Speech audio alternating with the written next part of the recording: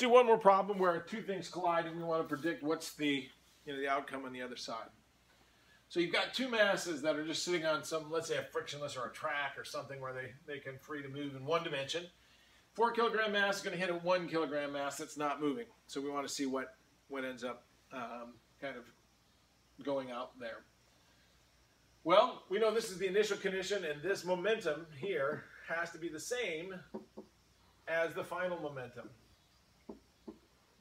Okay?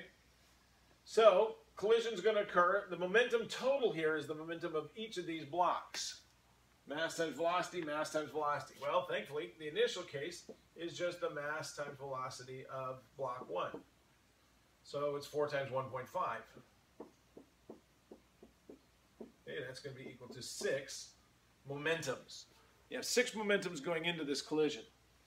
What we have to find out is what then will they be after this collision? And we will have to probably know something about, what went on to even be able to solve these, and that's fine. Let me keep this going on so we can see the track.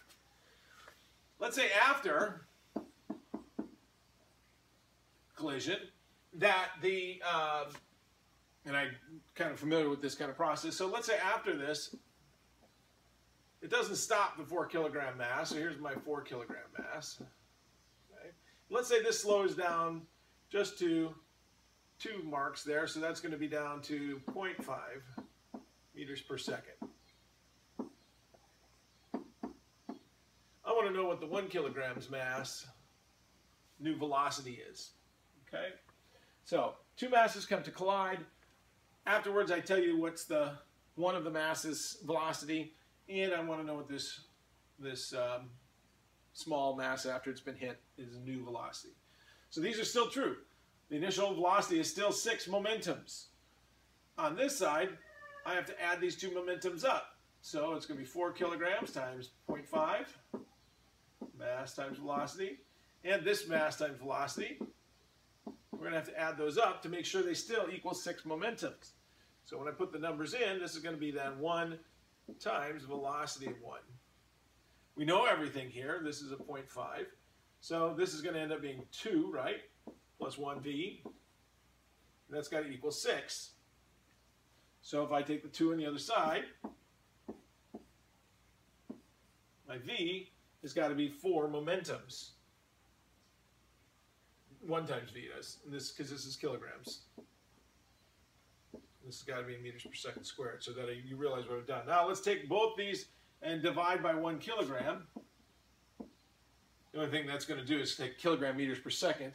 It's going to delete the kilogram, so when I move that, this is going to become 4 meters per second velocity. Now, numerically, I could have stopped in this previous example, but I did want to show, remember, momentums are kilograms meters per second. I had to get that kilogram out by dividing both sides by that. So, this thing's picked up a heck of a lot of velocity, 4 times as fast. And that's usually what happens. If you ever watch the classic fails on YouTube, somebody always has the exercise ball and goes running in. If you're the big person, look out the middle person, because that person always gets sent. And hardly any change in velocity. I mean, it's a little bit, but you're down 1/3 of your velocity. That one has picked up tons. And so, always the classic case. If you're going to run into somebody, well, let somebody else do it, because it's going to end up on the internet and you'll watch it. But that's how you figure those out. The momentum to start before the collision has to equal the momentum after. And when you plug those numbers in, mass times velocity plus mass times velocity, you can solve down for one last velocity.